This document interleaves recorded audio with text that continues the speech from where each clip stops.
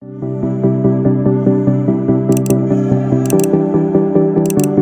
Suci Perjanjian Lama, Kitab Yesaya bab 37. Yerusalem luput dari tangan Sanherib.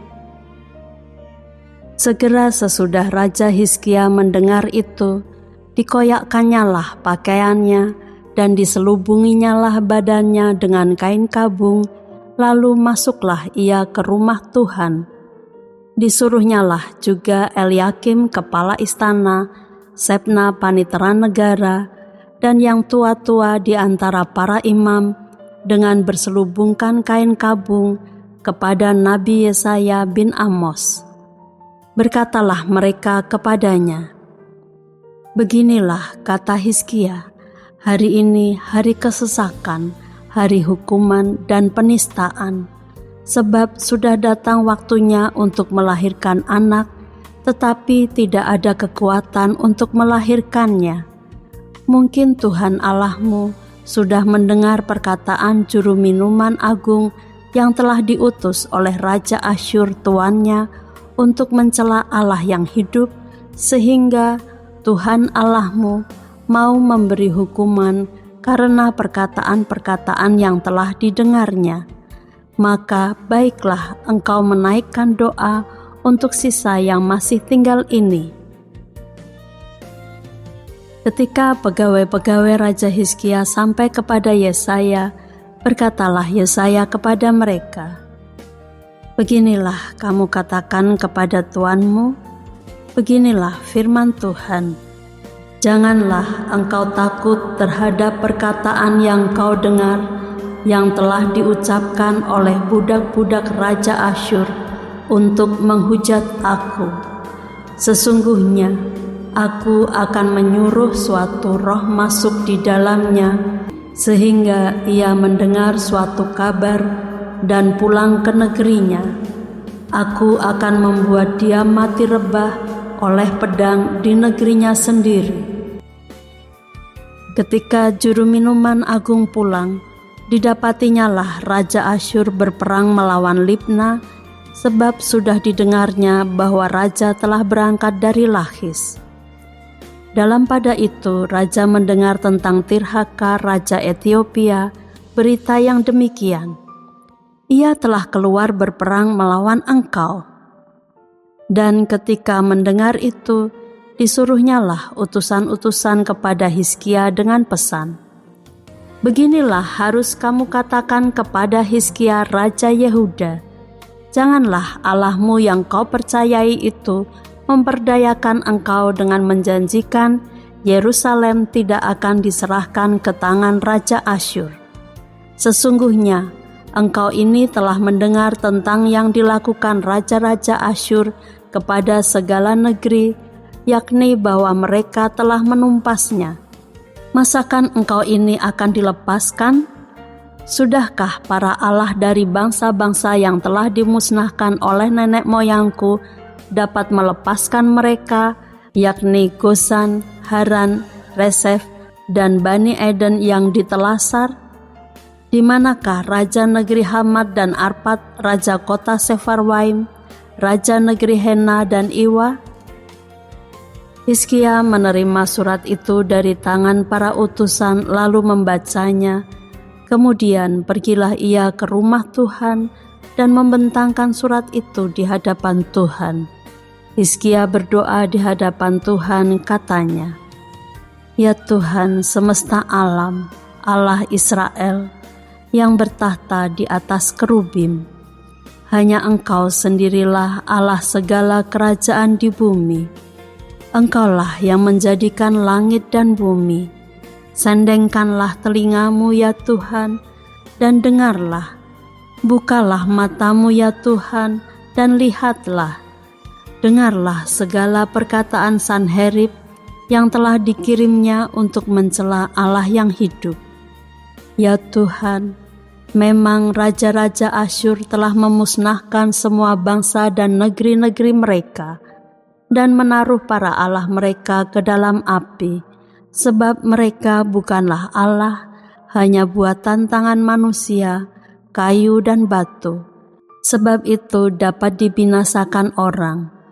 Maka sekarang ya Tuhan Allah kami, selamatkanlah kami dari tangannya, supaya segala kerajaan di bumi mengetahui bahwa hanya Engkau sendirilah Tuhan.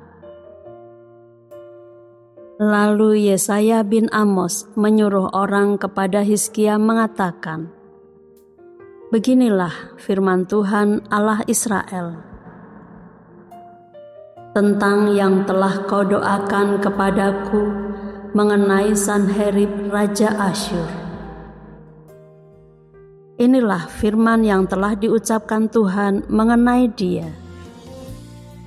Anak dara, yaitu Putri Sion, telah menghina engkau, telah mengolok-olokkan engkau, dan Putri Yerusalem telah geleng-geleng kepala di belakangmu.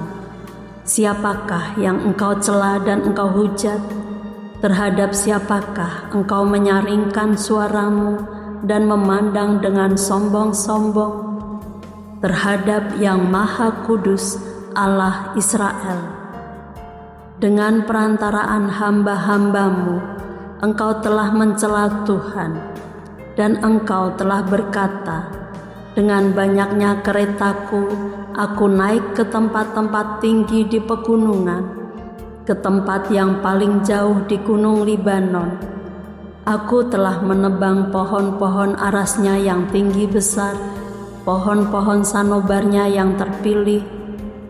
Aku telah masuk ke tempat tinggi yang paling ujung, ke hutan pohon-pohonannya yang lebat. Aku ini telah menggali air dan telah minum air.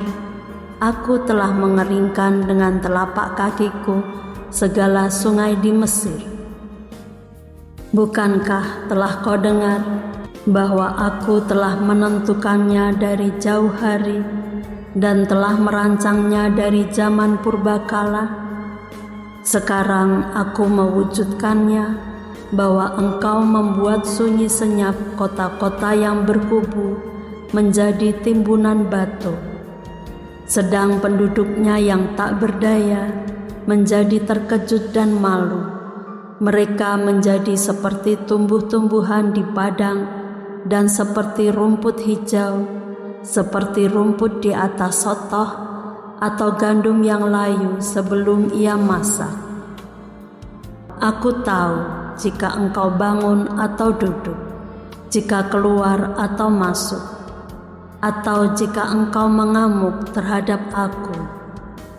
Oleh karena engkau telah mengamuk terhadap aku, dan kata-kata keangkuhanmu telah naik sampai ke telingaku, maka aku akan menaruh kelikirku pada hidungmu dan kekangku pada bibirmu, dan aku akan memulangkan engkau melalui jalan dari mana engkau datang. Dan inilah yang akan menjadi tanda bagimu, hai Hizkia. Dalam tahun ini orang makan apa yang tumbuh sendiri, dan dalam tahun yang kedua apa yang tumbuh dari tanaman yang pertama, tetapi dalam tahun yang ketiga menaburlah kamu, menuai, membuat kebun anggur dan memakan buahnya. Dan orang-orang yang terluput di antara kaum Yehuda, yaitu orang-orang yang masih tertinggal, akan berakar pula ke bawah dan menghasilkan buah ke atas.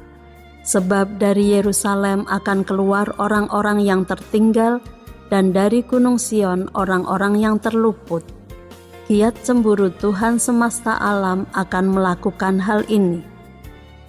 Sebab itu beginilah firman Tuhan mengenai Raja Asyur. Ia tidak akan masuk ke kota ini dan tidak akan menembakkan panah ke sana. Juga ia tidak akan mendatanginya dengan perisai dan tidak akan menimbun tanah menjadi tembok untuk mengepungnya. Melalui jalan dari mana ia datang, ia akan pulang, tetapi kota ini ia tidak akan masuk. Demikianlah firman Tuhan. Dan aku akan memagari kota ini untuk menyelamatkannya oleh karena aku dan oleh karena Daud hambaku. Keluarlah malaikat Tuhan, lalu dibunuhnyalah 185.000 orang di dalam perkemahan Asyur. Keesokan harinya pagi-pagi, tampaklah semuanya bangkai orang-orang mati belaka. Sebab itu berangkatlah Sanherib Raja Asyur dan pulang, lalu tinggallah ia di Niniwe. Pada suatu kali ketika ia sujud menyembah di dalam kuil Nisroh Allahnya, maka Adramelech dan Sareser anak-anaknya membunuh dia dengan pedang, dan mereka meloloskan diri ke tanah Ararat. Kemudian Esarhadon anaknya menjadi raja menggantikan dia.